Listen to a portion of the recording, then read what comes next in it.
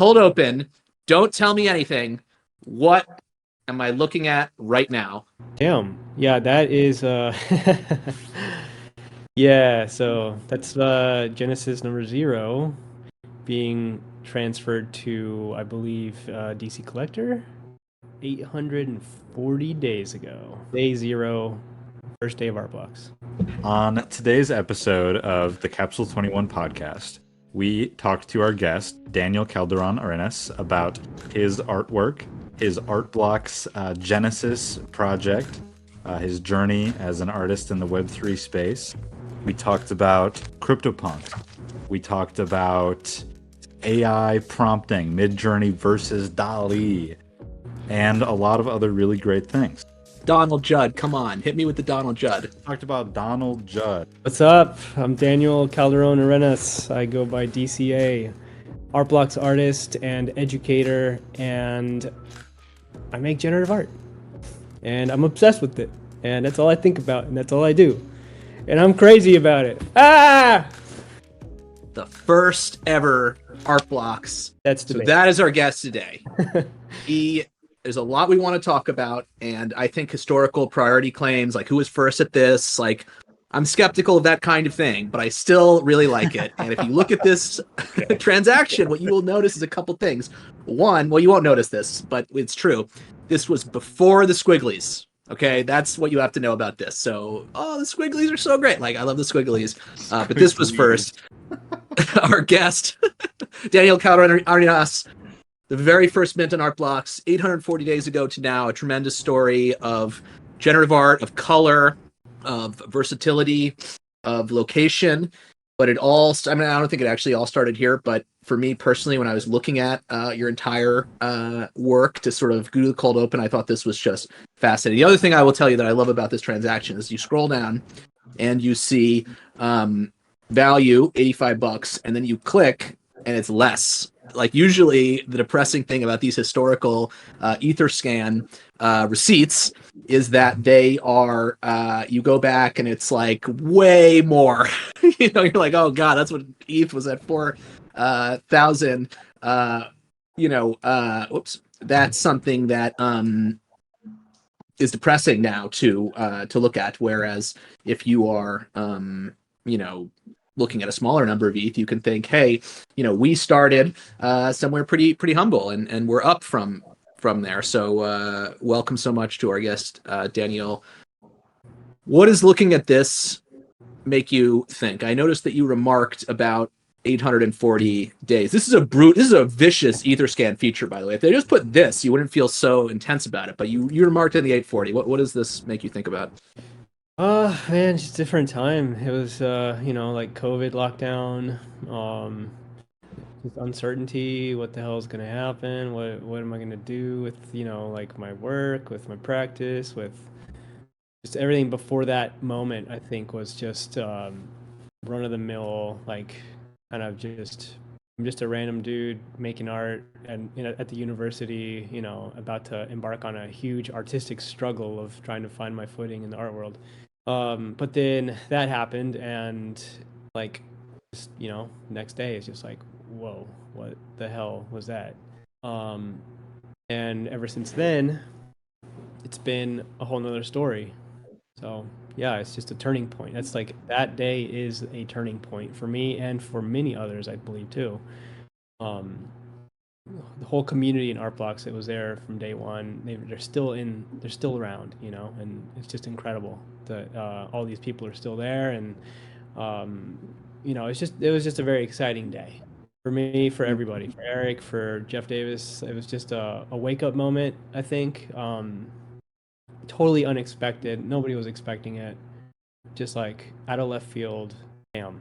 That, because that's one of the corny questions that people ask you, I'm sure, or ask anyone who's at the start of some big twist in life and culture, internet culture, especially a fast moving thing. It's like, did you know that you were on the precipice of blah blah blah, or did you not know? And that's like the corniest question ever. But it sounds like what you're saying is it's really impossible to know that in advance. I had no clue, honestly. Like, I've seen tons of platforms like before crypto, right? Like just tons of art platforms come and go, and a lot of them open up, and there's like no activity, right? Hmm. Um, and just deep down inside, I thought, okay, well, this platform, it's kind of, like Art Blocks, it's about to launch, and my work's gonna be on there, and it's probably gonna sit there for, a long time without any activity because it's just the way these internet like Web 2 platforms were, I wasn't expecting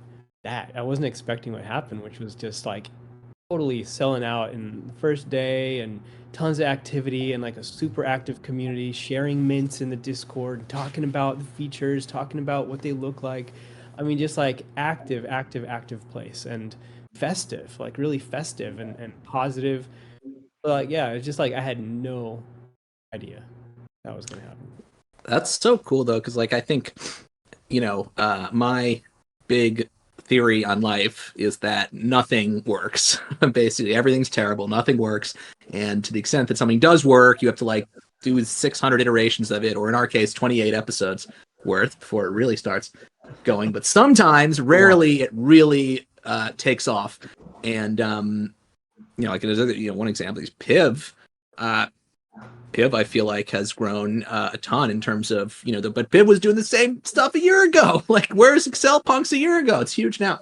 Dove and I worked on a project. Really, it was Dove's, concept and execution. It was a project, it was a punk derivative called Cyberfunks. And it was the only time we've achieved like instant success, basically, where it really just mints immediately. And when that happened, I was just like, oh my God. And I shot the best. This is something I've never told you, Dove. I shot the best front nine of my entire life. I shot 42 the following day. Wow. Because I was like, I'm the genius. We're so good. So, I think that's, if you've done a lot of things, you can know enough to savor that type of thing. And so it sounds like you really had fun with that. Art blocks, and I don't want to assume too much knowledge and everything. I like this podcast. It's like, how can you learn something, not be intimidated? So just on the most basic level, I'm on the page for art blocks. I've actually been on the art blocks site a number of times, but I've never been on this like about page and seen this presentation. Obviously it wasn't presented like this, but just like, this is the launch of art blocks. What is just the basic idea of art blocks? Art Blocks is basically on-demand generative artworks minted on blockchain and provably collectible. And so I guess you could say the artwork is special in a couple of ways because it's scale agnostic and it's based on basically the token hash transaction. So whenever you mint a token on art blocks, or not on art blocks, but in any Ethereum way, it creates a token hash, and that token hash is like a big random seed value that gets plugged into a work of art, and that generates a deterministic image. And so therefore, just owning that token kind of produces that image for you. And because this stuff is stored on the blockchain, it's immutable. It's basically stuck that way forever. You can't really change it. And at the same time, it's there forever, supposedly.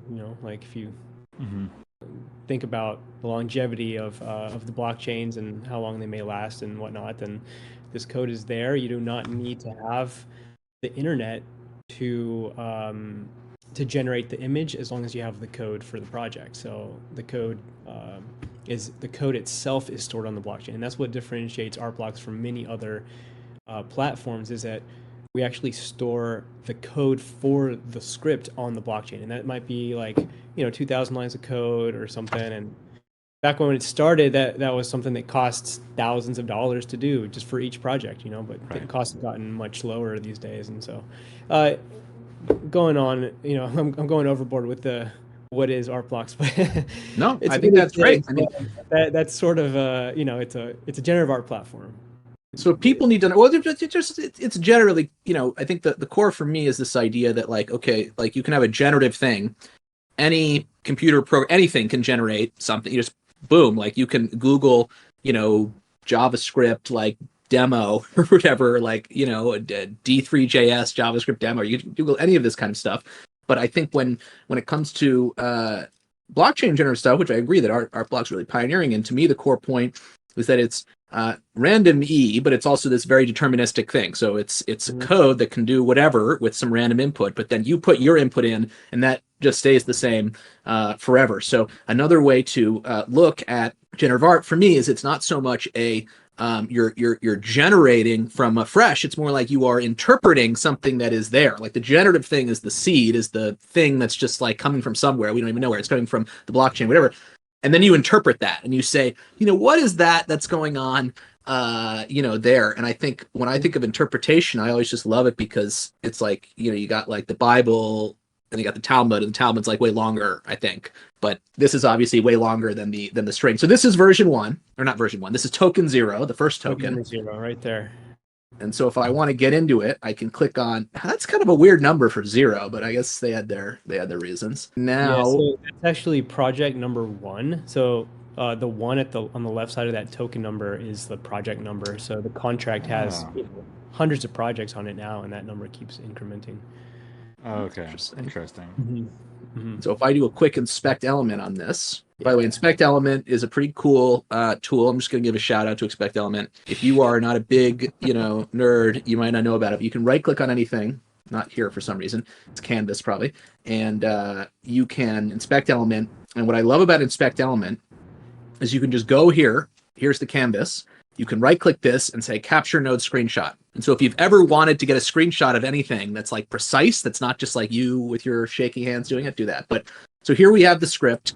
And just to really nail this home, because I don't want to belabor this too much, because like this is nearly 900 days ago, but like I think it's really important for people to understand this, because when you were on the Sov museum exhibition thing, when we were hearing you talk, like I actually just didn't know this, so I like literally just like, okay, I'm probably an idiot, but like, what is this? So that's like the first time I learned it, and I'm like a nerd. So here is the program itself. Yep, that's it right there. Hard to see, maybe. So this particular script, there's various ways to interpret the hash string, right? Like you can take the entire hash string and convert it into numbers and then plug it in as a random seed to a random number generator, right? And that's a way to produce like tons and tons of randomness from a single hash string. But this particular script, what it's doing is it's looking at the hash string and reading it from left to right and saying, okay, is the first letter a G? Then make stars. If the first letter is a P, then make lines, right? Obviously, it's base 16, so it would only go up to F, A, B, C, D, E, F. But it's basically reading the each digit in the hash string one by one and interpreting it literally. So like if digit number 3 is number 9, then draw, make it pink. If it's a number 10, then make it blue. If it's number 11, then make it brown. And it just goes along the hash string like that, reading it and creating the artwork from it. It's relatively simplistic compared to how things have progressed now, and given the projects we're seeing today that are just phenomenally complex and incredible, this is a rather simplistic way of reading the hash string. And this is all I knew back then too. I didn't know much else. But yeah, right there. So for integer I equals 0, I is less than 32, I is equal to I plus 1. So it's taking the hash string right there. It's unhexing it. So basically, each pair of values. So like, let's say you have an A and a 2, and that turns into a number, and it's stored in the HP array. And then I can grab those values. For example, for the background, I have HP 0, HP 1, and HP 2. Those are 3 values that are between 0 and 255, and they determine the color. And even alpha transparency in there. It's been a while since I've even looked at this code. Jeez. So yeah, it's basically just, it's reading that hash string. And you can't see the hash string here because it's getting fed into the script. Here we go. There it is. Okay, great. So the token data right there, that's what is in the actual token. So the token ID and then the hash. And that hash string right there, 0xC537, blah, blah, blah, blah, blah. If you take that hash string and plug it into this script, whether you're on a computer now or 30 years from now, or whether you're on, Safari or Chrome or on your iPhone, it doesn't matter. Whenever you plug that string of characters into the script, it's going to produce the same exact output. And that's the I love value. it. And I guess this hash is probably the block hash of the previous block. That seems like probably what it does. And so you can also then think of this hash as itself an interpretation of, not an interpretation exactly because it's a compression versus an expansion, which is interpretive, but a something like interpretation of the block that happened before this one. And so really the people, sorry? I said it's the proto-Genesis block. Yeah, exactly. The people who were I lost my my thing here. Where's my freaking thing? I lost my thing. The people who were in that block doing whatever they were doing are actually the creators of our or whatever. It's a joke, but so yeah, I love this. The person that mints it really is the creator, right? Because they click the because they choose the second, and that second determine that hash string, and that hash string determine the artwork. Yeah. Yeah, no, I think that's just so cool. And yeah, as Daniel mentions, like this is one way of doing it by like looking at this string. But of course, if you want to, you can generate unlimited randomness from the string if you just hash it again and interpret that as a number and hash it again, hash it again, hash it again. But this has a certain appeal. I'm sure this is what you were thinking then and now, because you can kind of think about this like a hash function. No one knows what that is really, but with something like this, you can kind of get it. This is something that Dovetail came up with for the address a while ago, which was basically interpreting the address. So this is basically art blocks in a way, interpreting, but it's an address. It's generative art minus the fancy platform. Yeah. Yeah, would love, it's you look at the thing as a color. So you start with the left, there's 42 characters. If you include the 0x, it's 40, and then you replace those with 00, a little bit of small thing. And then you read left to right, and those are 7 colors. Usually they don't look this good. This I had to take a bunch of tries to come up with one like that, which kind of defeats the whole purpose. Some of them do. I was pretty happy with how my address turned out when converted into colors. I thought it looked good. The ones that I painted all turned out really well. Also, one of them is kind of muddy, but overall, I think they came out well for being random. They're good. Completely random. I love it. Well, only as random as the blockchain is, right? As someone's address is. Yeah, I think it's most people aren't choosing their primary ETH address based on how it will look as 7 stripes of color. Right. Well, they do want a bunch of zeros at front. This has been a whole big controversy where people will use these generators that are way faster than my MacBook Pro, which is it an M2? I don't know. I'll figure this. They're faster. They give you an address 0000000, but there's some kind of bias in how that chooses the private key. In Ethereum, the private key contains the address in it. So when people say the private key is your password and your address is your username, it's not really quite true. So jumping back, and this is something that one of the first things that I really saw of yours too, like Genesis, I didn't quite remember, but I will until I re-looked it. But I this one made a very big impression on me at the time that I saw it before I knew anything about you. I just thought this was awesome, hilarious, basically, and so classic. this is Was this the first playful one? Not like the other one isn't playful, like all the stuff is playful, but to me, being not like your grandpa's generative art, like the based one. Is this the first based one? Yeah, this is the first irrational one that probably didn't make sense to anybody. Yeah. It's also one of the first ones to use text.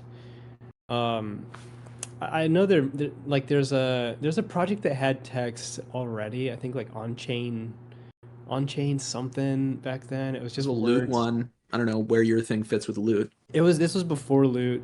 But I'm sorry, I'm a very lame thing for me to say. Is it loot? No, it's you idiot. 10 years. It was little smiley faces sideways, but words. But it was text based, and I think it was on chain, fully on chain. I don't know for sure, but if that was not on chain, then this one would be the first fully on chain text based NFT, which I think might be accurate. I haven't fully researched it. Obviously, there's so much going on. There's probably stuff out there that happened I didn't see, but I was excited about that, just bringing words into a work, and just playing with meaning. I play with meaning a lot, just like uh, in my own practice, and in this case, it's like the idea of putting together words to create a phrase, and that phrase may be irrational to us because we've never heard it, and maybe that we don't have the context for it. But it's a rational phrase if you say it enough times, like regulated emoji human. Like, doesn't make sense. We don't know what the hell that means. But if you say it enough times that you're like, oh wait, maybe it's talking about me. Like, oh shit, I'm a I regulated. feel that. I am a True, I regulated am a emoji. regulated All emoji. right. Actually, Right? I'm more You of a feel like you threshold know everything. What feedback about this operator. one? Oh, this is a great one, actually. This makes perfect sense. White paper tripper. Yeah, that's a This really is good someone who's just obsessed with like reading white papers, like you, Dub. Actually, one. Yeah, I think that's of you me. that way. I was gonna say, I don't mean to talk about this every single podcast because I think I've brought this up in the last 4 episodes. But do you know about the Library of Babel? This is like a website that you can go to. Like the real deal. Yeah, so it's like every combination of characters and every Yeah. combination of words possible, and it shows Wait, that does it actually it's exist out there? yeah. Someone made a website that does this. That's So yeah, we awesome. can search and we can just Oh say yeah, type in Marfa. never ending white paper tripper, and it'll be in So here. here we go. I don't see Marfa on this. Okay, so we go to location in C2. Oh, So, this is Hegel actually. oh, I see it. They Okay, so put it's a right there in the middle. So oh it's that's literally just BS. every combination of possibilities in terms of letters and numbers Yep. and then so I mean there must be trillions upon trillions upon trillions of combinations. Right, exactly. Yeah. Probably dynamically generated. Insane. I Of don't think course, they have yeah. pages for it, Of course, but yeah. they It's could like there's say gonna be one rational word amongst like 100 million Right. It's like gibberish characters. the monkey on typewriters kind of thing. Crazy, crazy. I love that. yeah. Could you put in here? But your work reminds me of this. It's just like the random combination of Yeah. words and synthesizing Exactly. something out of that. Yeah, there's that that's very much relatable to what this is. The very first art blocks transaction. Oh my There it god, the is. whole thing is that. That's a little creepy. What a coincidence. Okay, how about here?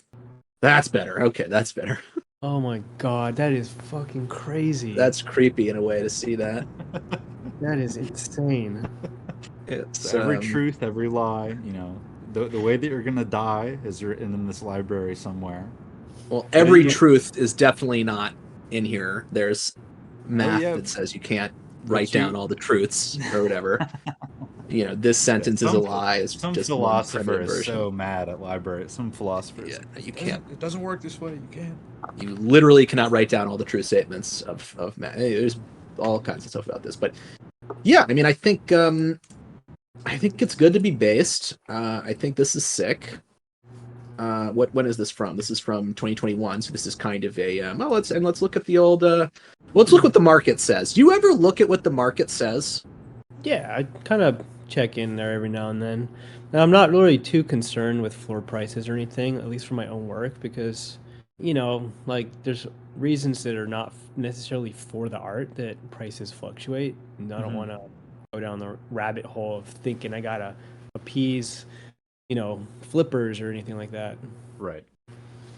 But I do check in and just kind of see what things are trading at. Like when people buy my work, I want to make sure I understand like the commitment they've made by whatever price they paid for it too. Like somebody buys a Genesis and that might be 6-8 ETH. I want to make sure that like I recognize that and the value that they're putting into the work, the trust they're putting into my practice and my career as an artist. So like it's important for me to kind of keep an eye on the prices for that reason. That makes sense. Yeah, it's a fascinating question because it's like, who wants to look at like the financialization like right in your face at the same time? You can't. I mean, it's just it's happening whether you like it or not. It's just you have this ability to look. So are these all on one contract, or how does this work? Or no? Yeah, so all of these art blocks projects are on a single contract. I do believe that the first 3 projects, so Genesis, Construction Token, and Squiggle, were on a separate contract than all the rest that came after it. So after the first 3 projects, I think they changed the contract and started a new one. And so all these projects are all on one well, to be honest, I don't know if it's our own contracts or if it's on, I think it's all in the same contract. And then these tokens are all just stored on the contract, like the token ID, the token hash string. And whenever you look at the work in the browser, um, the browser is basically grabbing the script from the blockchain and grabbing the token hash, injecting it in, and then you're seeing it live in the browser, right? So the actual image doesn't exist on the blockchain. Just when you see it live, it's generated in real time right in front of your eyes, and you're looking at a live, real-time work of art. Yeah, we talked about before. Does it look different in different browsers? No. It's browser agnostic. It's scale agnostic. I mean, whether you zoom in or zoom out, it should always be the same exact image. And we go, at least I know many artists go through a lot of pain and suffering to make sure that our code is cross-browser compatible. Like and that it can scale. Because if you zoom out and you get a totally different hash, the random number generator will produce a totally different set of values if you zoom out, because if it's reading like the width of the screen or the size of the screen. And so a lot of energy goes into making these things consistent. And it pays off. Is the final image an SVG? In this case, no. These are just running live on, via JavaScript. But it is possible to make SVGs. Like a couple other projects I have are SVGs. Yeah, other artists do that. I think Meridian by Matt Delarier is an SVG. And so, SVGs are extra special, at least in my eyes, because they're truly infinitely scalable. Like you can blow it up the size of a skyscraper, and it's perfect resolution, and that's just like the coolest thing. Do you ever think about what would happen if like JavaScript stopped getting support? Yeah, that would, I don't know what would happen, but I mean, it's gonna there's gonna be changes in the future, and I think all these sort of instances are stored somewhere. JavaScript is so widespread that it's it's not going to go away, even if it's no longer supported. It doesn't matter because we're using like a very specific like for example the P5 script is version 1.0. So like right now P5 is like at version like 1.5 or even 2. I don't know what it's at, but it's it's moved on, but we're still kind of using these tools that are like they have long-term support and they've been proven to work. They're not going to change anymore. So I know Artblocks tries to really keep things as stable as possible. P5 is entirely on the blockchain now. It's been uploaded, and obviously JavaScript. I don't know if that's on that. I doubt that's on a blockchain anywhere, but yeah. So there's always that possibility, but it's ubiquitous. What's that word? Ubiquitous. Yeah. Ubiquitous enough that it's that there's always going to be a way to kind of obtain the right JavaScript to generate the scripts. I think that's JavaScript's true. also obsessed. Sorry, with this not breaking thing. So a little piece of nerd trivia for all my nerd fam out there. So if you're using a programming language, there's something called an array, and sometimes an array, like 5 things, can have an array in it. So you can have an array 1, 2, 3, 4, and then the 5th element is the array 8, 10.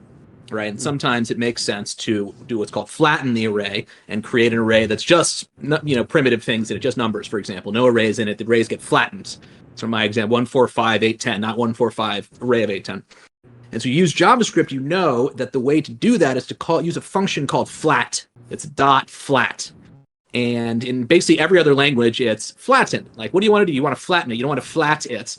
And the reason it's dot flat is because someone a long time ago, if you can believe the name, a web programming library for JavaScript called MooTools, like the cow. So this is like pretty not serious. Oh, that's kind of based, I guess, in its own way. They created a function called flatten that conflicts. And so JavaScript had to determine, are we going to F over MooTools? The people still using MooTools, or are we going to name it something that doesn't make sense? So I think that's pretty safe, Mhm. pretty safe bet. But yeah. So I think I mean SVG is nice, but SVG can be hard to. In the end, you need a bitmap type file to actually show up somewhere. And how you get from one way to the other is kind of tricky. I mean, you're using Canvas in this. With Canvas, it's kind of even trickier there. So it's gradations. But I think if you have a web browser can look at it. I think you're in a pretty good situation because the Space Jam website still works or whatever. You know about the Space Jam website, Dove? Yeah. It's really good. I Here, love Space Space Jam. Jam. Like Space Jam Michael was like Jordan's Space Jam? perfectly like when I was a little kid, Space Jam was still I remember having it on VHS and watching it. So this is part of my cultural milieu. This might Nice. this might be the oldest part of my cultural milieu of things that I know and understand. But yeah.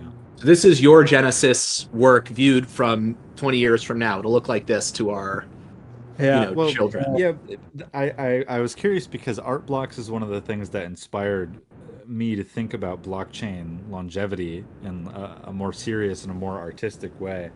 And I remember when I learned about art blocks, I was like mad at it because I was like, they don't even store the picture, so how can it be? And I was like, I just didn't understand at the time. I just didn't have like the breadth of understanding to know like why you guys made the right decision. Which Mhm. now I'm totally like, oh, they're so smart to only put the code. If you put the image, that's ridiculous. Yeah. But I made this art project where purposefully used a file format that I expect to fail soon, so that you could say it's here for a limited time. It's not browser agnostic. It's gonna go away. Like it's gonna be weird. But yeah, I love. I don't thinking actually about think that it's going to stuff. go away. I've been seeing it more and more, by the way. Like longevity of blockchain is great. Everyone agrees Ethereum will be around for a very long time. Longevity of computer software or programming languages or file Right. formats, like a lot more iffy on how long that's going to be. Does everyone agree that off pod, Dub is the biggest blockchain bear, blockchain skeptic, and he gets on pod and he's like, Ethereum's going to last forever. Everything's all good. Well, It's like, Ethereum, sorry. the common consensus is that Ethereum will last a long time. I think it's very reasonable that in 10 years no one is using Ethereum anymore because there's just a better L1 to use. But for all intents and purposes, Ethereum will last Well, in forever. 10 years, Dove, we will all be dead, unfortunately, if you listen to the Yeah. AI people. And it's Because quite frightening. But, for they're gonna do now, the chaos dunk. Is that we oh yeah, exactly. Let's go to Jump Station and move to the next segment. So one thing that I remember vividly from the Sove Museum, which everyone should check out, it's on cyber/Sovepunk, something like this. Unreal Sove on Twitter. Great, curating and great guy, and how we all met. In there, you had some AI stuff in the green room. I remember this vividly, and that was very cool. I could not find it. Does it exist? What does it mean? The green room. Well, since it was an exhibition, it was only up for a duration of time. And I'm just saying any of your AI stuff I just couldn't even find it to put it on the screen here. Oh yeah, no, it totally exists. It's I've never sold it. I've never offered it for sale or anything like that. It was just kind of like a little experimentation I did. But I launched those on Foundation. I think it was Foundation. It was an edition of I think 13 of them. It's been a while since I've even looked at it, and I'm not good with numbers, but I think there was 13 of them, and they just kind of sit in my wallet, kind of out of sight. But yeah, they were special for me because so at that time, Midjourney was around, and it still is, but it was just kind of like a newer tool. I was lucky to get access to Midjourney pretty early. Um, and I was playing with it when it was free for a long time because I was like a beta tester, I guess. And so the guys in the Discord, the Midjourney Discord, were basically just like, "Hey, mint as much as you can, or generate as much as you can, so we can test the system and whatnot." I was on there like just generating the craziest shit, like nonstop for days and days and days and days and days. Like I stopped coding and I just generated for months, Oh like yeah. a month at least. And I got to the point where I was like, well, first off, I was hallucinating like AI shit when I was going to sleep. But also, I was able to kind of like, explore the space in a creative way. And what I did was I wrote a script, and kind of like that Gen 3 project, which is a whole bunch of words, random words picked out of, to make phrases. I just generated a script that combines words from various topics that I, come up with myself. So like I'm interested in rocks and geology and landscapes, and I'm interested in very particular artists and sculptors and that kind of stuff. So I made these lists of words, like 30 words for a rock, like 30 different artists I like, 30 different ways to describe a landscape, 30 different colors.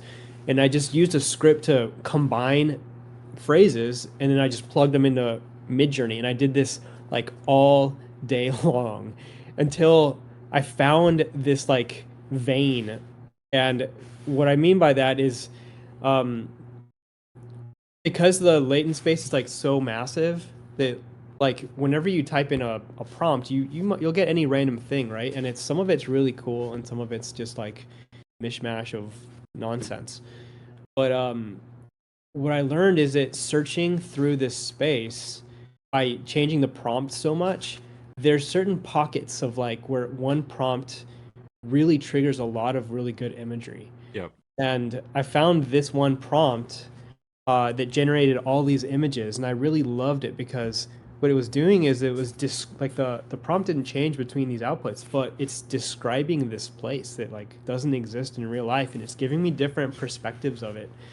And but there's a consistency amongst the outputs, the green, the emeralds, the like the smooth forms, and it was just like really interesting. Like I felt like I stumbled into like a little placer deposit of of a gemstone or something in the mountainside, where you walk into like a cave of gems and you're just like, holy shit, like everything in here is beautiful. Right. And so I just kept playing with that prompt and just generating these outputs. And what's the prompt? No, you don't have to tell us. You don't have to tell us. But like, you're really teasing us here with this. A secret prompt?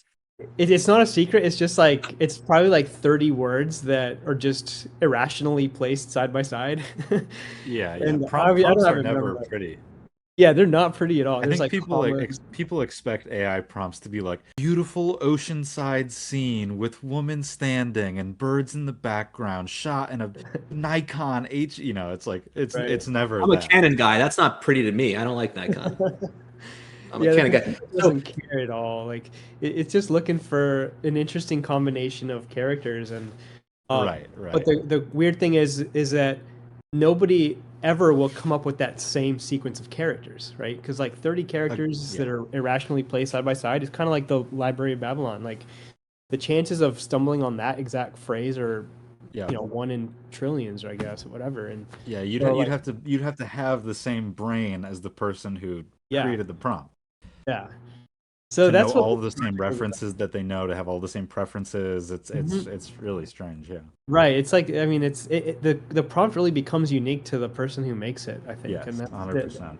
So it becomes a game of prompting, and it becomes like the creativity is not in the output that you're looking at, but it's in the prompt itself. And like we can maybe someday claim those prompts as our own. Who knows?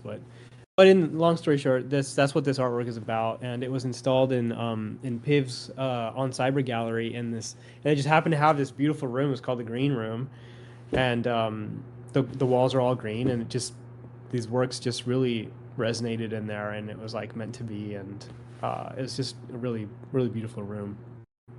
And these are not for sale. These are you created them in your private collection.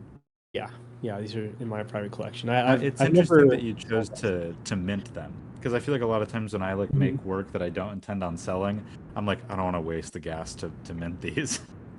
Well, the thing is in order to get anything on Cyber, it's got to be in an NFT form, and so I thought, well, it doesn't hurt to mint them. It was kind of pricey on the gas side, but compared to like some of the shit I had to do for Artblocks, like uploading code there, like no big deal, so just went ahead and did it, and I'm glad I did, because now it's kind of like, it's permanent, and even if I Yeah, change you my put the mind. date on it. I mean, with AI stuff, for me, the date is the most important thing because it's in a way it's the whole thing because it's like the thing is changing so fast. Like there's a Then you period of must time you would look love at this.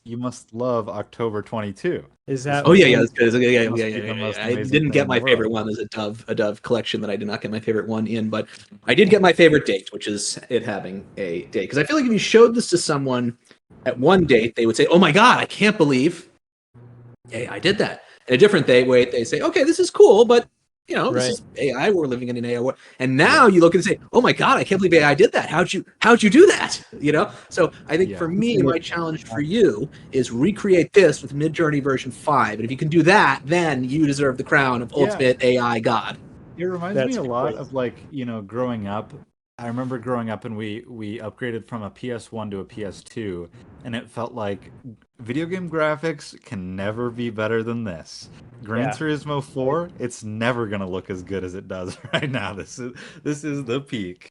And then every new console generation, the PS3, it's like, well, okay, now this is the peak. You never think it can get any better, and It's somehow it always it's does. nuts. That's nuts. Like just even like you play the new console for a couple of weeks and then you play your old console and you're like, oh. Yeah, yeah. Midjourney version 5 has been blowing my mind. Some of the stuff people do, you can still. I hate when people go, "Can you tell this is AI?" Yes, I don't care what it is. You can always Right. they always have this AI quality to them, no matter how good they are. Careful, always. I don't know. But Careful with but that. but V5 is really blowing my mind. I'm a DALL-E stan. I only use DALL-E for my art, Oh, cool. but Midjourney has been impressing me. Mm-hmm. But now here's my serious question. It's like, look at all this stuff, and you mentioned this on Twitter, Dev. It has a very, call it quote unquote photorealistic feel to it, right? Does it make it harder to do heavily and coolly stylized things? Yeah. This is not, Yes. Yeah. Well, so then Midjourney is interesting yeah. because it has all these little buttons and dials, and you can say, Midjourney, I want this not stylized at all. Or you can say, Midjourney, I want you to do a lot of style on this one. And it has these little knobs that you can kind of tweak and do things with. So I don't I think will. that the other thing that's really interesting is that you can go back to old versions. So you Yeah, can that's cool. type in a Midjourney prompt and say, I want to use Midjourney V1 on this, and it'll For do now. that for you. For now, yeah, but yeah, it is Yeah, interesting. You can't to buy a think about. PS1 at Fry's. You can't even go to Fry's. I'm sure it's bankrupt. If you are reading this, listening to this out there, and you can recreate this using Midjourney 5, Fallen Sky Grasslands, then you will win a bounty, and like you will that get a name. lot of good stuff, including several Capsule 21 NFTs and 5 ETH. So no, you won't get any ETH. That's fake. But please, I want to put this out there as a challenge. I think it is impossible to do, which is why I think AI art is so cool. So I have a small, and this is a transition and also a confession. It's a fashion. So people mention that writing prompts is important and sometimes hard. Well, what about this prompt? And look at my prompt, how like I was racing to do this like 2 seconds before the thing. So I wrote a brain dead prompt, basically like he is doing art called blah blah. It's like I really this is not how I would actually describe you, Daniel, but I was really trying to just go fast and type it in and see what it said. So this is not a good prompt. Maybe it is a good prompt, but it's not a good sentence. But I did capitalize punter joke. You left out the prickly creativity part, though. Yeah, I like that. prickly creativity. I didn't, and then I go down here. You can see the rest here. Here's some, okay, because color revetile spoiler. I want to ask you about that later. Generative Yuka-scapes. And so I was like, Nice. what's the meaning behind Yuka-scapes? What's the pun? It's like, well, it's a playful combination, you effing moron. Like, look at wordplay. Don't you know wordplay? So anyway, I just think this idea, and this again why I think quote unquote early, I guess, or very super late. Is it early AI or late? Because it's like AI has been trying for 40 years and hasn't done anything, and now it kind of blew up. But like early, I also call it early. It's just so fast because it's like, oh yeah, the prompt generation. I got finally this. It's just telling me I'm a moron because I can't. It's like it's going to take over and kill. Is kind of my main concern. Trying to happen. If it's a possibility, then it's likely to happen. Yeah, it is. But, It's terrifying. So let's. Yeah, ChatGPT is great too, though. I do use that quite often myself. Still, I use it to help me write my emails and that kind of stuff. So, Me as well. Dom does that, I My think. brother is a journalist. He's very well studied and has a career and all this. And I told him that I've been doing that. I was like, I love ChatGPT. I use it to respond to texts. I use it for emails. I use it for this. And he's like, please, like as an English major, as a professional journalist, I beg you not to do that. Like, please do it yourself. I'm like, I Oh, don't know. bad It's pretty news. dang convenient. that's awesome. You know, it's game over. By the way, do you want to look? I went into my DALL-E history, and I know that you're prompt lord, Middlemarch. Yep. So I'll share with you the prompt for one of my rendered pieces. Oh, nice. I think that this is fun. This is interesting. Is this for broadcast or is this? Oh, you did. Yeah, you can. I read it? This. Yeah, pull it Okay, up let me on screen broadcast and read this. it. Yeah, it's it. Okay. They're all different, but this is one of the ones that I think was interesting. Wow. So what if Twin Peaks didn't exist? How would anyone generate freaking art? Yeah, exactly. Counter-Strike Source is in here? Counter-Strike Source is so basic, though. But I guess you got to touch the touch points. Brutalist, I get that. Yep. Macro photograph, art trailer. How long does it Collage. take you to put this together? I mean, it depends. So I usually with AI, I get in these like Mary Shelley Frankenstein kind of moods where it's like one night, like feverishly in my room, like I'm just like prompting, and I go through like 3 purchases of 115 credits on DALL-E until I can make something. But yeah, so it takes like a couple hours of just kind of brute forcing prompts and trying to come up with something that looks good. And you delete words and go, oh, when I said Counter-Strike, it really fucked it up, so I gotta take that out. Or, Yeah, just exactly. adding certain words really. Like Well, you for said, those like it's like finding a typography pocket. nerds, Yeah.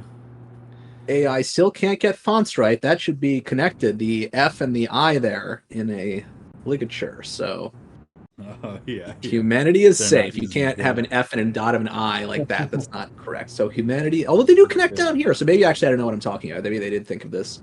Humanity's some- effed. But yeah, it's like all your own little personal references. I love X-Files, I love Twin Peaks, I love Silent Hill, Resident Evil, Half-Life 2. Like these are like the things that I like and I want the aesthetic of, and I just Yeah. The play with prompt them. says a lot about you, right? Yeah. But they're yeah. before your time. All of these are before your time. That's not true. The X-Files? You spent a lot of time watching the X-Files growing up? Yeah, I remember going to sleep as a kid, and my bedtime was around the same time that X-Files would come on TV. And I remember trying to fall asleep in my bedroom and hearing through the door, "Doo-doo-doo-doo-doo-doo-doo," and that scared me, and I had a hard time falling asleep because I It's had to listen amazing to the X-Files theme. So, by way of transition, now you finally get your thing, Dove, the thing you spoiled. Marfa is a place in Texas. Tell me about Marfa, Daniel. It's the middle of What does it nowhere. mean to you? It's in the desert. It's actually on the northeastern edge of the Chihuahua Desert, and the Chihuahua Desert stretches all the way down through Mexico. And so it's a desert. It's a desert environment. There's cactus. There's succulents. There's not very much water. Temperatures fluctuate, like scorching hot during the daytime, and then frigid cold at night. Dry as hell. But it's a town that has a really interesting history in terms of art, because in the 80s, famous artist Donald Judd went from New York out to Marfa, and he chose that town to settle in. It was pretty much a dead town. There was nothing really there, very few people, old abandoned buildings. But he had a lot of money from his art practice in New York, and so he bought a lot of properties down there, and he set his life out there, and he built sculptures, and he built, yeah, pretty much sculpt. I was gonna say paintings, but he stopped painting and just dedicated himself fully to sculpture. And They did he make it himself? Because Did I know from Donald Judd that he let make most of the things. Yeah, that's actually a really good point. He a lot of times he did not build his own work. Sometimes he did, though. I think his father was. Oh yeah, that's beautiful. The stacks right there. His father was a mill worker and knew how to, use wood, and so he learned a lot of like carpentry tricks through there. But he's famous for a lot of reasons. One is minimalism, which, he does not describe his work as minimalistic, but um, as a minimalist, he really simplified objects to the point where they were just like, the essence of them, like cubes and boxes and things like that. But also, kind of like what you're mentioning, Piv, is that he is one of the also early pioneers, because there's a few others that did this, that wrote contracts. And really, it's like the contract had the plans on how to build the work. So when a collector bought the work, they weren't buying the sculpture necessarily, they were buying the contract to be able to make the work, and then they could get the work fabricated somewhere else. And so, in a way, that's where it relates to smart contracts in a way, kind of like what we're doing, right? When we buy a piece of artwork on Art Blocks, we're not buying the actual image, we're buying, like the interaction with the contract. And also, another reason that's really interesting that relates to generative art is that because he made these boxes, he played with configurations of them and like iterations of them. In particular, he has a work called 100 Works in Milled Aluminum, which are these boxes that are just solid aluminum panels that are assembled, and they're all different. There's 100 of them. They're huge. Yeah, those are them right there. And they're all they're all different configurations of the same idea. They all fit within the same box footprint, but there's, in some of them the panels are diagonal, and some of them they're open, and some of them they're stacked. And it's that iteration, I think, that kind of plays with this idea of generative art. um, Obviously it wasn't called that back then, but it's, variation within a theme. And so, he is exploring that and the contract stuff, and I think it's very fitting to what is happening on the blockchain with generative art. It's in the similar vein. Um, and so it just so happens that Art Blocks, so my brother Eric, he's the one that founded Art Blocks, and he's really the mastermind behind the entire platform.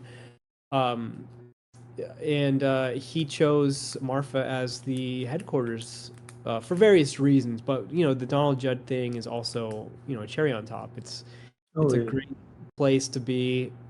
You're out there isolated with nothing to do except look at art, and you're surrounded by landscape. And in my opinion, Marfa is all about the landscape, because when you go and visit, you see it. When you go back home, all you remember is like this perfect horizon, it's out there. This endless horizon of space. That sticks with you, when you return home from your vacation or whatever. And there's beauty there, the sunrises, sunsets. It's just incredible. And it's a really quiet place though for most of the year. But they have events, and they have the Marfa Open and a couple others, and people come from all over the world to visit. Like collectors from New York, collectors from California, from all the major art hubs. It's an art destination now, and that has caused a lot of tourism to be attracted to Marfa, and the town has grown. There's a lot of little shops there, and boutique hotels, and um, just things like that. And that's really what the town has become. And now that Art Blocks is there, like they have their open house once a year, and they've done it 2 years now, and it's been a major hit, major success. Like people come from all over the world. We all meet out in the desert. We talk about NFTs and crypto for 3 days, and it's just everyone's super positive and supportive. It's a cool ass place. I'll just say that. It's hard to get to, but it's worth it. I gotta go. I That's gotta really go. cool. I Yeah. think also I think there's when's- something about the dry weather. I'm from the Northeast or live there now, and just like dampness, it's there's just something about Mm-hmm. You got the on my dry case weather. last time I said you were from the north. You were like, I'm not from the north. I just live there. I'm from Miami, which is also incredibly damp. So it's 6 to 1, half a dozen the other here. So it's that's very When's cool. I your- did not know When's your next about that. open house? It's actually this coming September. They posted in the Artblocks Discord, I think on their Twitter page every now and then. But they're changing it up. I think it's going to be more days. I think in the past it was just two days. This one's 3 or 4. Mhm. And it's just Yeah, they're moving it up in time because November is like that. It's like that bipolar weather where it's like freezing and then hot, freezing hot. Yeah. So they're bringing it up a little bit closer to September, and the weather will be more favorable. So That's exciting. I should try to. We I gotta should try to go. come Put it out on for the that. Capsule 21 credit card. It's free, basically. Yeah. Let You me know, pull that out. not to Yeah. be missed. It's quite the event. I think it's one of my favorite events of the year. So maybe I skip NFT NYC. What do you think? What's better, this or NFT NYC? Marfa, 100% better. No, Yeah, the that Donald makes Judd sense. connection is interesting. I didn't know that. I've liked Donald Judd's work for most of my life because he has a lot of work for whatever reason at the Detroit Institute of Arts in Michigan, where I grew up. That's like the place that we always went on field trips. And as a kid going through art museums, I remember seeing that stack, the one that I showed on camera, and thinking, what the hell is that? Like as a kid in an art museum, you're expecting, art, Right, capital right. A art, and then you see all these like just like weird looking aluminum blocks on the wall. It's like very strange.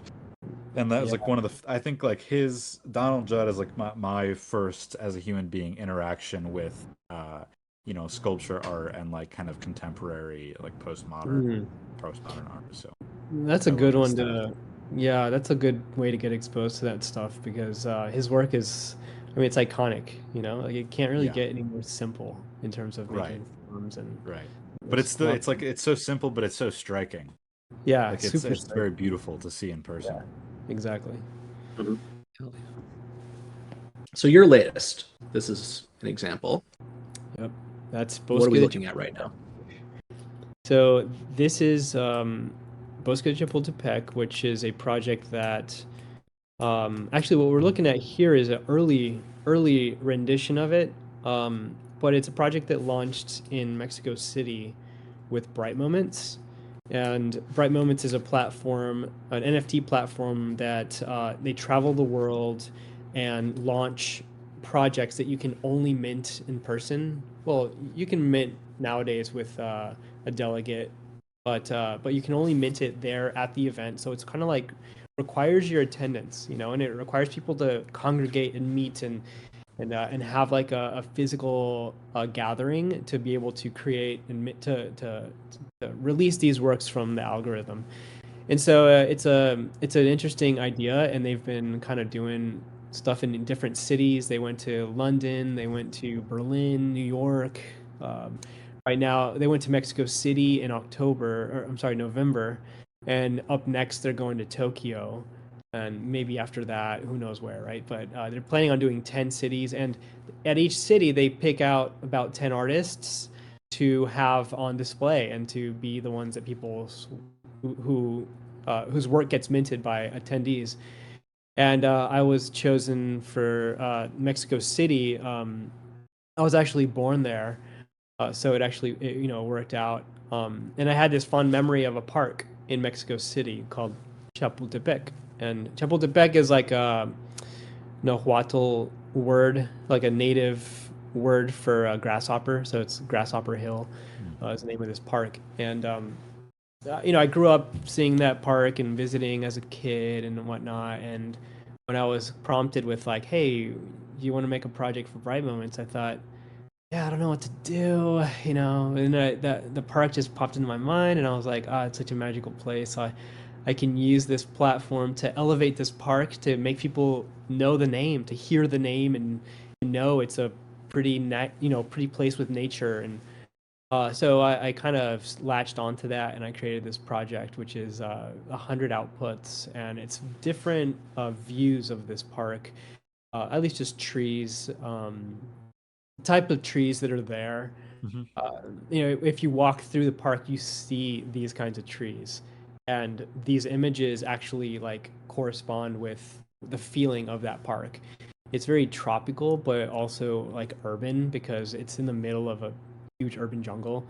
And so, the project was that it's creating a way to kind of express this place in a way that people can learn about it, maybe visit it. And a lot of collectors that were in Mexico, they minted the work and then they walked through the park and were like, "Ah, we're at Chapultepec, check it out." They're like taking pictures of trees and like showing them next to like my work, and I was like, That's that's cute. that's what Wait, it's is all this about. park named after Danny? So I love this look. I think on the most basic level, right? This is art blocks question mark. So Uh, same yeah. fundamental building Oh yeah, blocks here. absolutely. Yeah, this is well, Bright Moments uses art blocks technology behind the scenes. So all of these projects that they have are on chain. They're minted through the art blocks minter. They're scale agnostic, all that kind of stuff. But yeah, this And is so you basically. are looking at the seed and deciding, because obviously it's like a lot more complicated than, the thing from 840 days ago, but it's like you have to decide, okay, Right. not just the colors and so forth, but like is there a tree and then the branches and whatever. And so all of this comes from just a random one number. Yep. All this comes from a single token hash. It's really cool because from looking at your work today, like your other three art blocks projects, like the Genesis Mhm. ones, are very like abstract. But then it seems like your work outside of art blocks has been kind of more like naturalistic. You had like the Yeah. rocks, and then with the AI, you were doing this kind of geology, kind of like environmental type scene. And so this is really cool. This is like a synthesis of maybe of your portfolio, like your backlog, to finally do a generative project that kind of uses these themes. I think that's really cool. Yeah, like it's crazy because I'm seeing my artwork evolve and I'm feeling it Hmm. evolve, and it's also a factor of like coding. Like coding is a lifelong pursuit. Like learning how to code is a lifelong Right. pursuit, and the more you do it, the better you get, and the better you get, the more you can do with it, and the more you can do Hmm. with it, the more vivid your work becomes, and so it's like it's weird because like I'm learning to code through this whole process, and it shows in the work. Like the work's Yeah. it's You're reflecting able my to knowledge. express yourself much more, like the more Mhm. proficient you become with your tools, whether that's coding or with a paintbrush or on a piano. Like no matter what the medium is, the more proficient you are, the more expressive you can be. Right. And I think that this is really cool. This makes that very apparent. I love that. But if you were to offer some advice, because reader listeners of podcasts, like how can I be, an amazing artist? Also, me, it's like how to get better at your craft, basically. And so, can you offer? Because I'm a programmer guy, but when I look at this, right, I'm like, kind of how would I do that exactly? Because it's like you can't just have a lookup table that says, hey, if it's this, there's four of them, right? It Right. seems like there's some kind of generative thing where you maybe start somewhere and it grows from there or something, or like just give us a little magician secrets revealed. Like how would someone approach creating something that kind of has this overall coherence to it, where different parts seem to depend on one another, and so therefore there's a ton of permutations, and so selecting this from manually seems impossible, basically, to create something cohesive like this. So just any tips for someone like trying to get good? Absolutely. Absolutely. There's tons of tips because I'm an educator on the side. I teach at the University of Houston, so I'm always thinking of ways to communicate things to people, like how to do this kind of stuff. And That's fascinating. I didn't um know that, by the way. At Sorry university, to a lot of interrupt them. you. yeah. Wait, what were you saying, Piv? Sorry. Oh, Piv got Oh, is rugged. it He's frozen? frozen. But it's interesting. You probably taught some of my friends who Yeah, have gone to the probably. University of Houston. Well, I will say that I approach coding like from maybe like pretty obsessively. Um, I start with an idea and then I implement it roughly just using code, and then I don't like it. Then I start over again. And, and I keep doing that over and over, like just restarting and restarting and restarting until I have something that I think feels good. But I will say that like from Genesis to this kind of work, some of the changes I've kind of or tricks I've learned myself are you really have to think about every single tiny little element. And I hate to say that, but that's what it takes. Like you have to think about every single tiny little thing. I mean, whether like the branching is going to be a certain way or not, whether there's too many leaves on the branches, whether the trunk is too thick or too thin, or like how many plants are going to be in the scene. The cut, like those are absolutely necessary. And the way I've learned to enter into this world of nature and representation through my work is I started with a point. And from that point, I draw a single other point, right? And from connecting those points, I draw a line. So if the most fundamental thing you can do in art is create a point, then this entire work you're looking at is built on those points, on those fundamental elements. To build a tree, you have to set a point randomly, right? And then draw a single line upwards, right? And then from that point, you have to draw another line, and then another line, and another line, and another line. And so I've learned to basically drive these lines as they grow, right? Like I've learned to just work with points and lines, and fundamentally at the very base of all these projects I'm creating, all it is points and lines. Like that's all it is. Stored in, really, it's all just points and the lines connecting them. But it's all stored in arrays, right? And so to get into this world where you can really express through these elements, at least in my mind, is you have to sit down with a pencil and paper, and a big sheet of paper, and maybe like a piece of charcoal, because it helps to have like real big, deep lines. But you draw a point, and then draw a line, and then sketch out a shape, and then think to yourself, how in the world did I just create that shape with my hand? Right. Just don't draw any curves, right? If you can do it without drawing any curves, then you can start thinking about, well, there's got to be a way to be able to reproduce this using points. And if that means that most of the points are going to travel, negative 45 degrees from the previous one before they start turning, some other degree, then you have to kind of understand that what you're doing in real life, you have to be able to translate that into a somewhat of an algorithmic process. And that's what I've spent most of the time with these projects, is that very fundamental level of dealing with points and how to grow them into shapes. And then once you have a shape, then you can start talking about color and texture and whatnot. So I would say that the best way to get into this world is to just go back to the very fundamental element, which is the point, right? And think about how you can add more to them.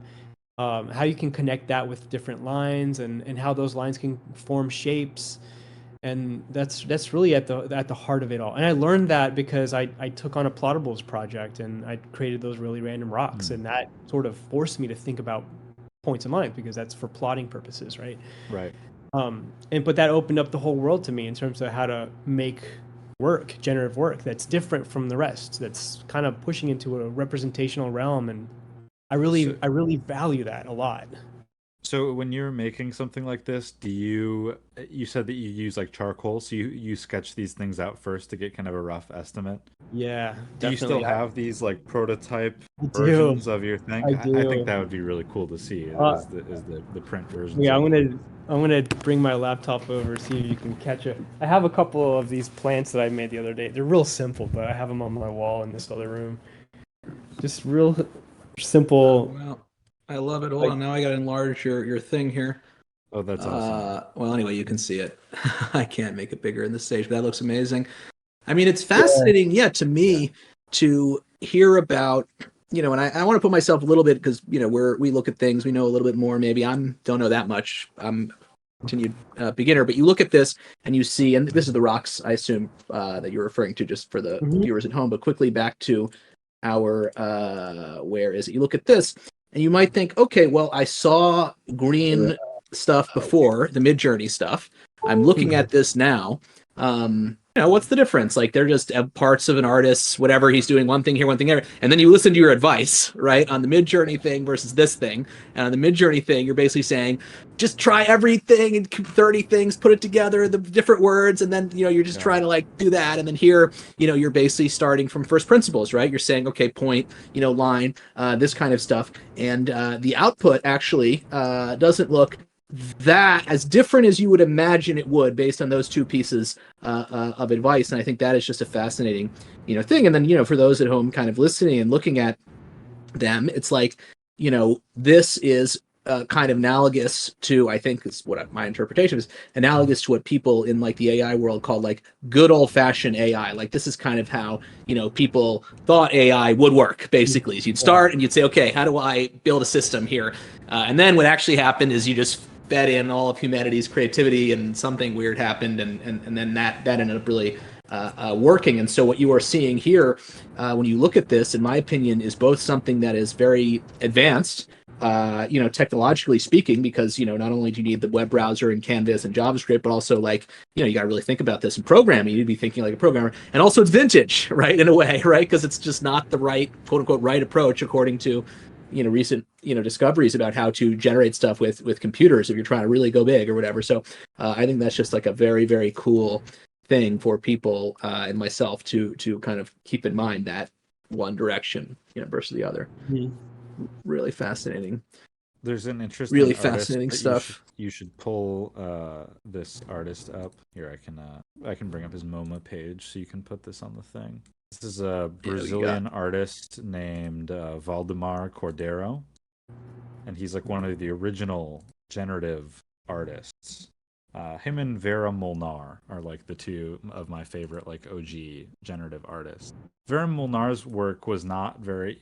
She made these kind of like abstract things, like lines and things. This guy, Valdemar Cordeiro, he tried to do this same thing where, back in the 70s, he was taking a computer and saying, okay, I can draw this thing. I can draw a portrait by hand.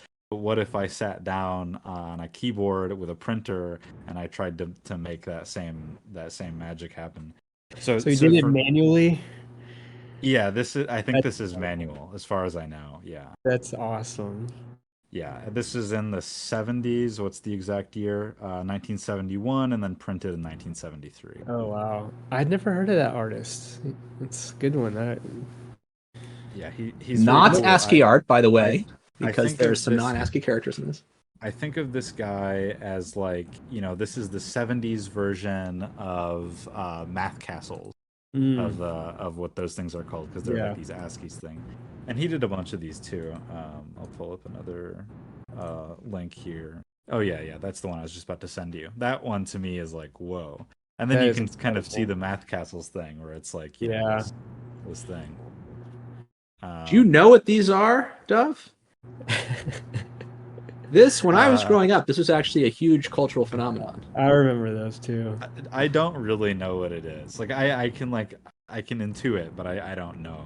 It's not like part of. You'll never know. That's the thing. You'll never know. You can find out. Anyway, it's cool. It's cool because generative art is so fascinating. It's had like this resurgence since art blocks. And it's cool to see, now in 2023, we have artists like you and like so many other like really talented people kind of making these same things in like a much more advanced way. And you're able to do so many more things. Now you can incorporate color and you can incorporate true randomness and like real generative kind of things. But anyway, I just thought that was a good touchstone to look backwards as well. That's great. Color. Yeah, I love this. By the way, there's a couple more things. Or go ahead. Sorry. Go ahead. I was going to say, I do find myself always looking back to artists from the 60s and 70s and seeing what I can learn from them, because they were doing it when there wasn't a million options on the table, Right. They just had the core, and so the core is like the hard part to get to. Mm-hmm. Yeah, that's cool. Yeah, they look at our generation and say, "What?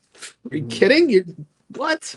A computer typing it out? You? So lazy. Typing it out."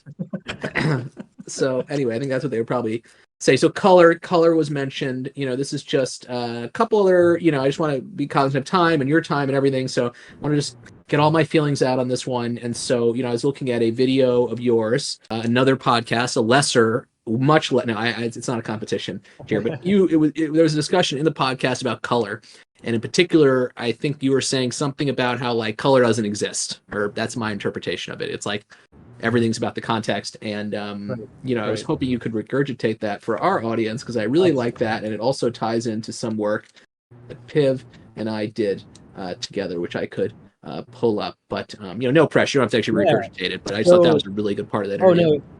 I'm glad you bring it up because, earlier I said that like most of my time goes into figuring out these point and line relationships, but the rest of the time goes into color.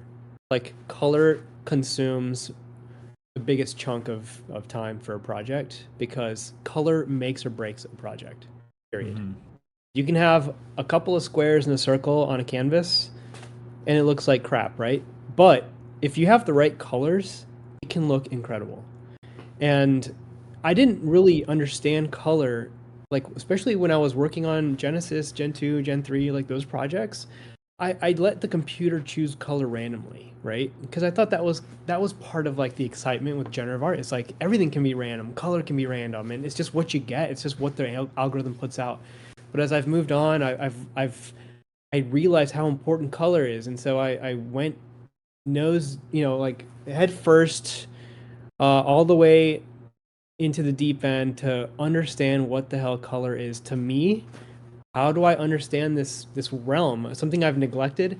And I spent like maybe a month and a half or so. I went to the library, just read books on color, looked at books, looked at other artworks. I watched so many YouTube videos, some that are even like pointless to watch because they talk about like, printing color, which is a whole nother story. But Yeah, but RGB versus CMYK is yeah, that's a rabbit hole that's not fun to go through. But I learned one very important principle, and that principle is color relativity.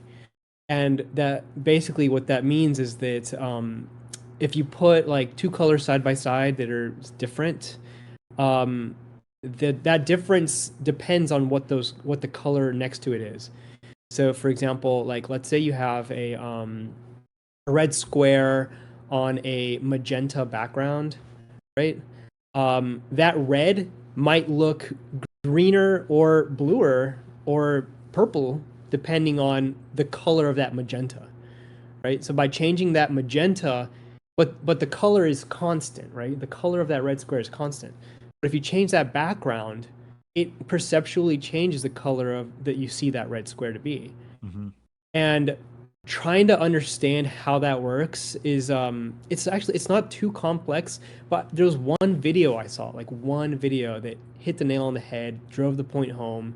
When I saw that, I was like, holy shit, this is real. Like it makes so much more sense now. And I can maybe find that video and link it later, but it's just like a like a random YouTube video. It made a world of difference. And so after watching that particular video, I went back through my work and I was working on Marfa-Yucca and I was working on Bosque de Chapultepec, and I fine-tuned all the colors and everything just fell into place and they pop now, Yeah, the they look color. beautiful. Yeah, the color is saying something, and that to me is like magic because I neglected color for so long. I didn't realize how important it was. And I look Yeah, at other yeah. projects, like you look at Fidenza and you see how important color is. You look at Meridian and even ringers, like ringers are very bold black and white, but there's like very specific bold colors The in there. yellows in the ringers are so strong. When there's a Yeah. yellow, it's like it really punctuates the piece. Yeah. Right. It sets the tone. It communicates like the desire, the message, Hmm. something. And so I really have been focusing more than anything on color now. And whenever I work on a project, I can, put the code together probably like in a couple of weeks, right? But then it takes, obviously there's many more weeks after that just fine-tuning variables, but playing with colors and finding the right colors is probably the most difficult of it all, and it takes the most time, and it is the most important element finally in the work because it makes or breaks it, so I learned a lot through that, and that's what, the concept's called color relativity, and you can watch videos on there, but on YouTube about it, but it totally changed my game. Like it was the answer I was looking for, and it solves a lot for me. So I rely on that technique now for my work. And like for example, I'm working on some flowers right now, and it's all about color. It's all about color. So yeah. So if you haven't looked into that and you want to get into like well, speaking about Piv and the punks, like I'm sure that there's a lot of color decisions that come into play there, and so I would recommend definitely check out color relativity as a topic on YouTube and just go into that rabbit hole because it pays off better than anything I've ever seen. So Oh, yeah, Well, this was we did our this. kind of Go ahead, Pip. Yeah, it is actually just what you said. These are like almost the compositions from Joseph Albers. We put all the punk colors in different combinations next to each other. That's awesome. That's awesome. I was trying to pick a representative one, and I really like this because like this color, it's the zombie through the horn rim, and so when you see this in the zombie, it kind of looks green. It's green, right? But when you see this kind of in this composition, it obviously looks blue, and it looks kind of foreign, to the green here, which is the other zombie. This is the zombie mole. So I just think it's the coolest thing, and it's really just something to think about. Yeah, every time you have this, you have to wonder: is this really the green, or is this really the clone red? Every time with all these colors you have it, so it's basically this idea. That's super cool. And Joseph Albers was one of the first major color theorists. So it's actually very very related to what we're talking about, like color theory in general. Like these are color works. These are works that absolutely rely on color relationships.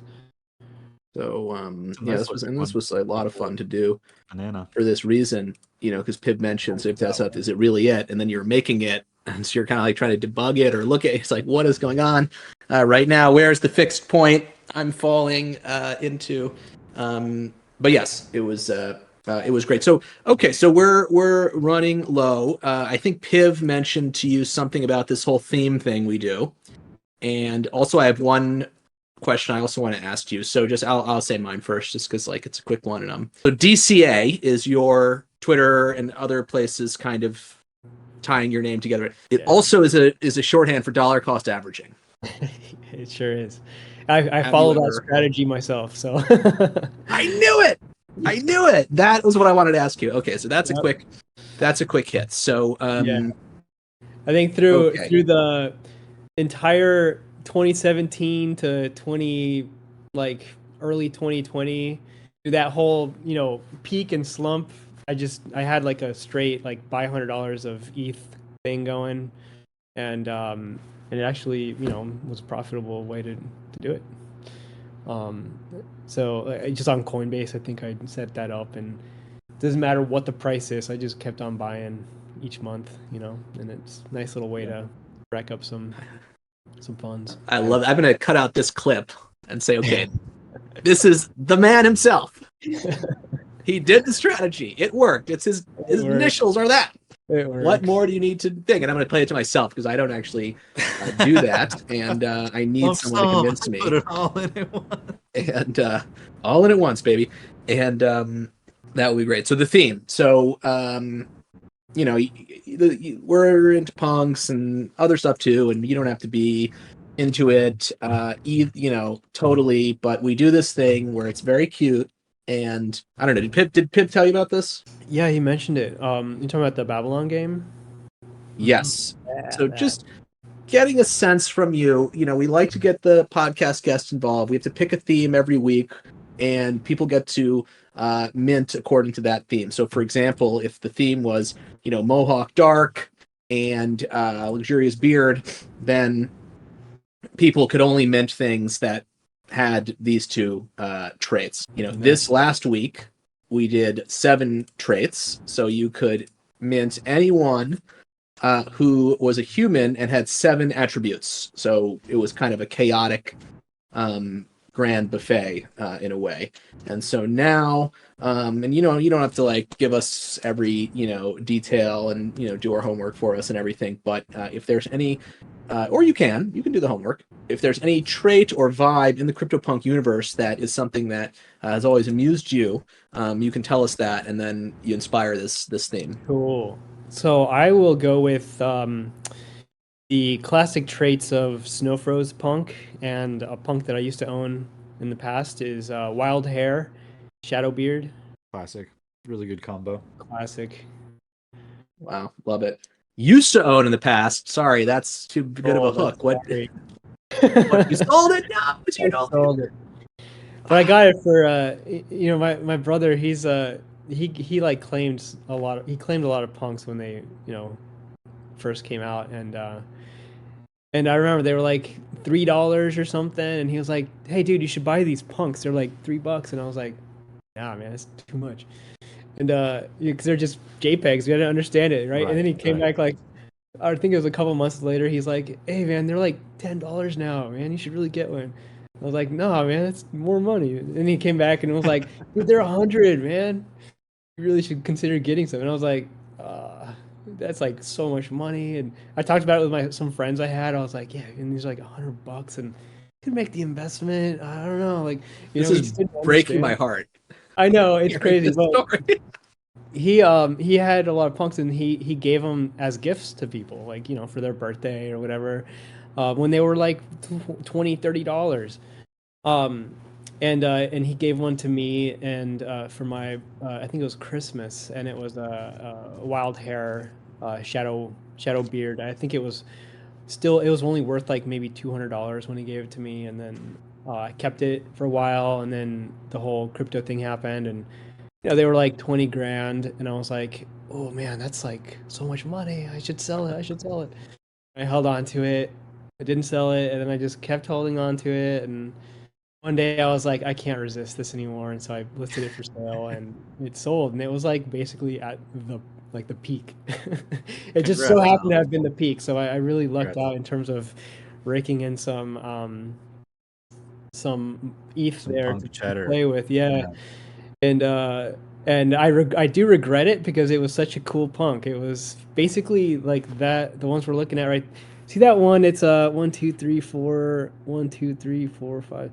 So 4 rows to the right, and then 5 rows down. It's got like the slightly darker background with the pale. Oh yeah, that it's just like that one right there. It has a darker background because it exists in the original. That's probably the one, especially if it has a silver necklace, and that's the one. So that's the one, and I regret selling it because I feel like it kind of looks like me a little bit, and it also looks like my brother. And yep, it's got the silver necklace. That's the one. Yep. It's awesome. This is a very, very dope one. That's insane. So cool. I actually had no idea that you have like the ultimate punk thing where you had one like silver chain. So this is great. I love that. Well, in that case, I'll press you. Is there anything else? So you said these two. Is there anything else that you would customize? Like you can say like no clown nose or glasses or only trades or anything else. I don't like the clown nose too much. I do like the browser, the Unigoggle.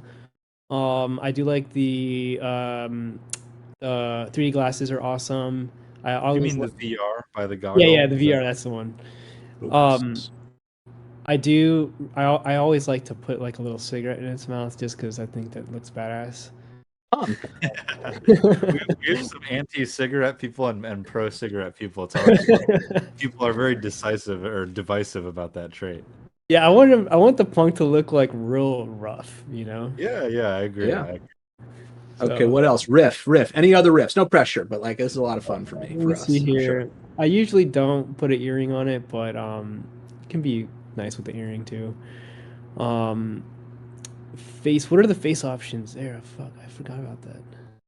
Rosy cheeks, male spots. Rosy cheeks maybe, just to give it some more character. Damn, there's so many. Okay, and then missing neck. I guess put a little necklace on it, just for old time's sake. Silver. And male, obviously. Mouth. Do. Oh shit! Any of them was fine for them. There's not going to be many left. Yeah, some. Yeah, even now we have very few, but we can pare it back. It's good to get it all out of the system, and then we can say those are awesome. And sex male, obviously, and then no zombie. Got it. Yeah. Okay. Yeah. Dope. Yeah. This is great. All right. Well, we'll come up with some good. I think what we tend to do, and it gets actually like kind of complicated, but in a good way.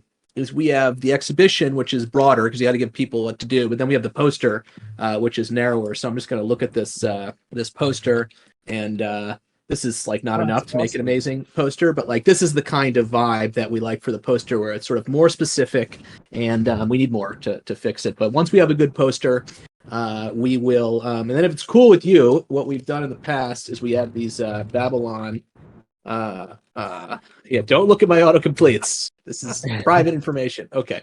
So we have this. So here was the last one, and then we had Mark Graffi, the sculptor, who so if you're cool with it, we could put like tell you what we're gonna do, and then we could have the poster and we could put the parameters on here. I mean, I understand that we're Yes. on stream right now, but if that's cool by That's you, we could totally do awesome. that. Yeah. That's like the And, coolest poster I've ever seen. I love that. Oh yeah. Thank you. And it's a free mint, so one per wallet, so you can only have one, but it's free, so people can get it. And here was the 7-trait one, which this is actually also generative art. So this is done on chain, and so we upload it's I guess what it is 108. So it's 108 IDs, and then for each poster, it will scramble them and render them in a different order, and then it puts the combined union of all the traits in the thing and everything. So it's kind of a funny thing. So okay, awesome. cool. And then the last thing that, and this was a lot of fun. Now I'm asking you for stuff, so it's like this is like you gave us this. The last thing, if you're down, is that Dove is going to do a short summary of the pod, which is going to be something we put at the beginning to kind of say, here's what's going on. And then after that, if you could just say something, I'm Daniel Calderon Arenas, and I'm on the Couch 21 pod, dollar cost averaging, or not exactly that, but just anything, just any word. And then we'll, in the edit, put you after Dove, and then people be like, all right, I want to watch this thing. I want to listen. So that's the final, little song and dance thing, if that's cool. Yeah, for sure. All right, cool. All right, Dove, It's me again. I'm giving the summary. you start. On today's episode of the Capsule 21 podcast, we talked to our guest Daniel Calderon Arenas about his artwork, his Art Blocks Genesis project, his journey as an artist in the Web3 space. We talked about CryptoPunks. We talked about color theory. We talked about AI prompting, Midjourney versus DALL-E, and a lot of other really great things. Donald Judd, come on, hit me with the Donald Judd. Talked about Donald Judd, everyone's favorite artist. Trademark. That's his. I made that up. It is. It's a trademark. Yeah. Respect it. All right, good job, Dove. Thanks. That's nice. My turn. Hit us. Okay, yeah.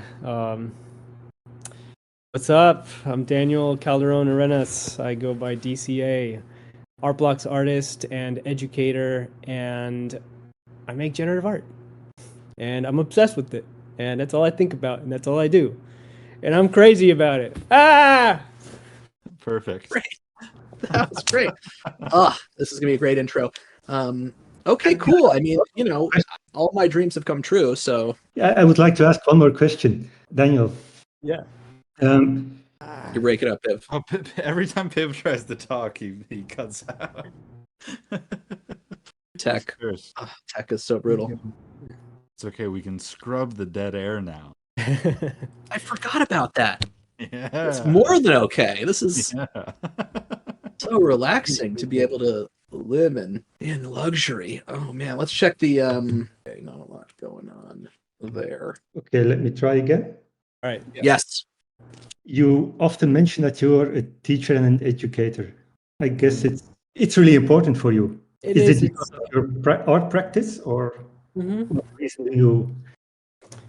Yeah, I think it's important because, well, I have an MFA in sculpture, and through that process, like you learn about the importance of education and the importance of communicating information to people, and I learned a lot of stuff myself, right? I go on YouTube, I read books, I do everything I can to like learn content or information. I learn information, and for me, I think it's part of like my role as an artist to be able to communicate that information to other people in a way that they don't have to go all in, they don't have to spend as much time. And so I teach at University of Houston. I teach classes about sculpture. I teach 3D modeling, Blender kind of stuff. I teach coding.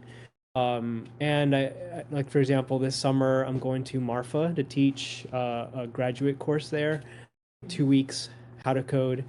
And I teach like kids whenever I get the opportunity to. I teach children if I can. I volunteer for stuff like that.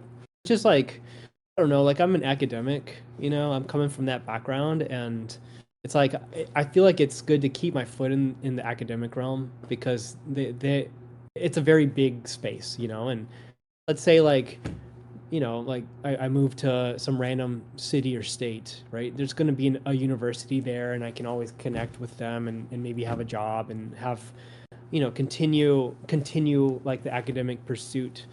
So it's just like an extra thing, it does take a lot of my time, like time I could be spending making art and coding and whatever. Um, but I make the extra effort to kind of keep that going because it's just how I understood the world is through academics, and so part of why I even have a degree is to like be able to engage with the academic realm and just teach, and it keeps me young, keeps me fresh, keeps me like on top of learning.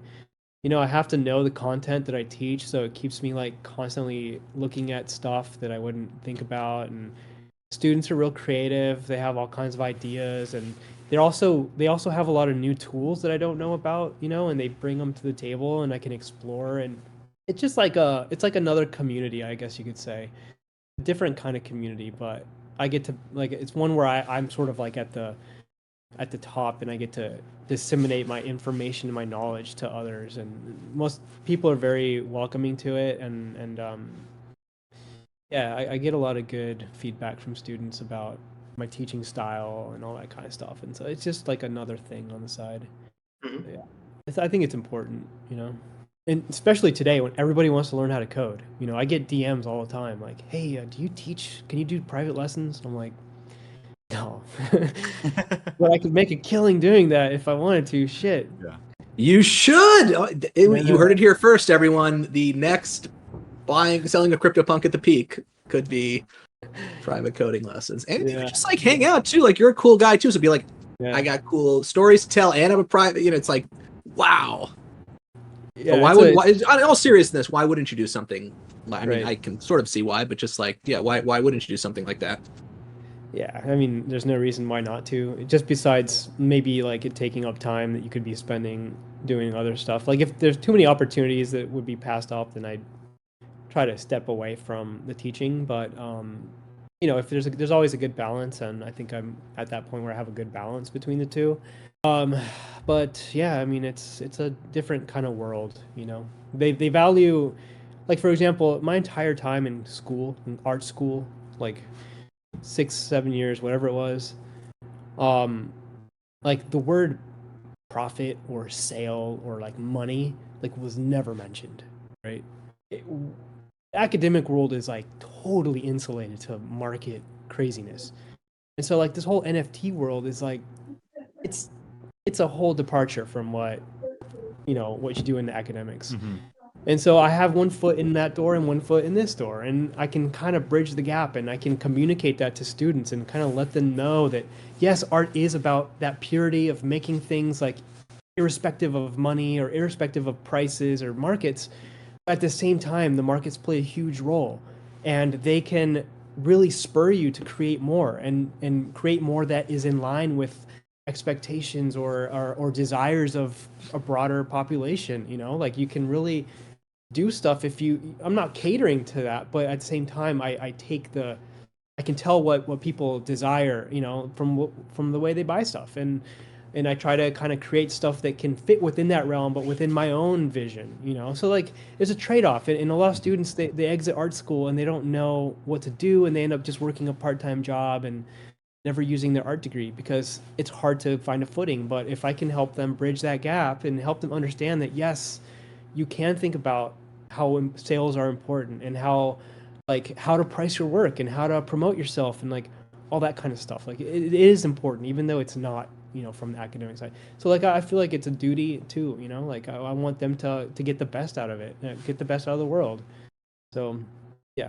That's That's awesome. I think Good that's- answer. That's very well said. It's a real sad thing. People out there who have, I mean, talent. I don't even know if talent's the right word, but great, talent and drive. And then it's like, how do you turn that into success? And with with the right mentorship. I mean, I think it's like, I'm always telling Dove, like when I was, and it's not like I hung out with all kinds of artists or whatever, but I'm 39 now. When I was living in New York in my mid-20s, I knew various people who were doing art stuff and writing. None of that. It's really hard to to make money doing that.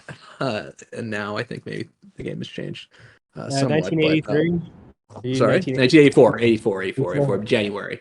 I shouldn't dox myself. People already know I'm a Capricorn, I think, so I'm not really doxing myself. But also, I just want to posit it hasn't changed. As someone in their mid-20s living in New York City, I know a lot of artists who aren't making. Yeah, it's like a universal truth, I think. Yeah.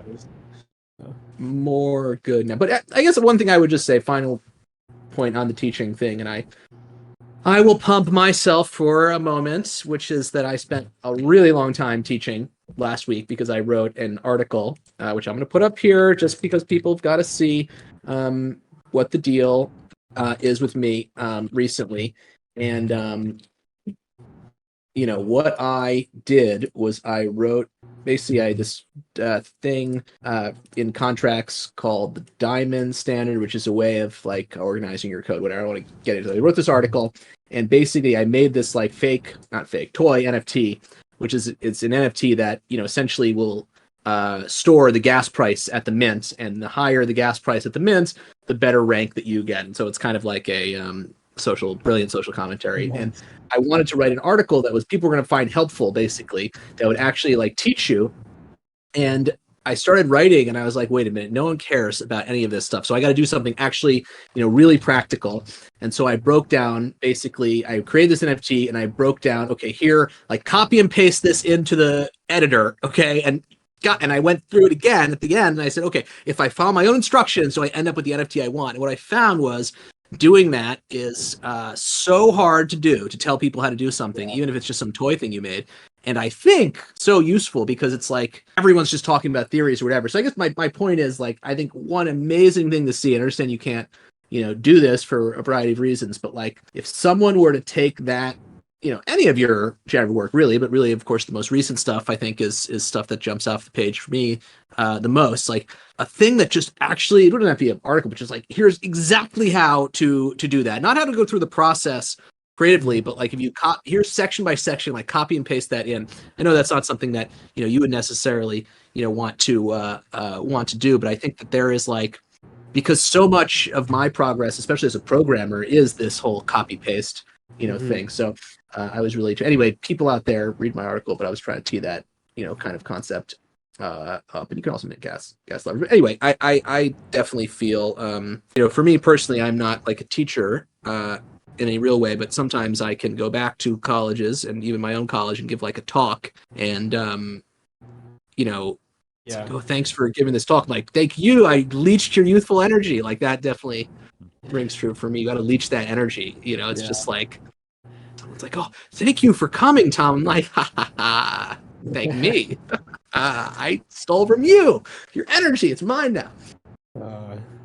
Anything else from the panelists? Thank you, by the way. Thank you all, panelists, Pib and Dovetail. You should be thanking God. You are. No, thank him. No, okay, we can thank him now.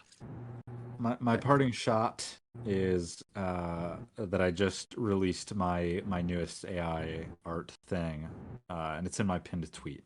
So go check it out. It's cool. I'd appreciate it if the listeners went and had a look. And it's like I'm trying out a blind mint thing. I've always done. I've just listed like 30 at once on Foundation and been like, pick one, and I'm trying a blind thing. So you can blindly mint one of the 50 one-of-ones for 0.075 ETH. Check it out, y'all. That's my little shill.